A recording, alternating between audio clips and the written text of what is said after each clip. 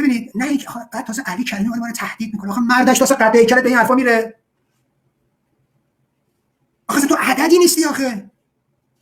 تو کسی نیستی که من بخوام حساب کنم مثلا روش. اما من به گنده هاشم توجه اینجوری ندارم. آخه تو کی هستی فکر میکنی؟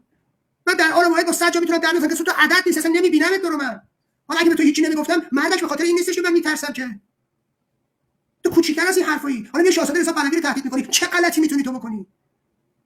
تو داریوش رو دیدی چه بلایی به سرش اومده؟ انگوش کوچیکه داریوش نیستی تو. میدونی چند تا نسل با داریوش نوستالژی داشتن؟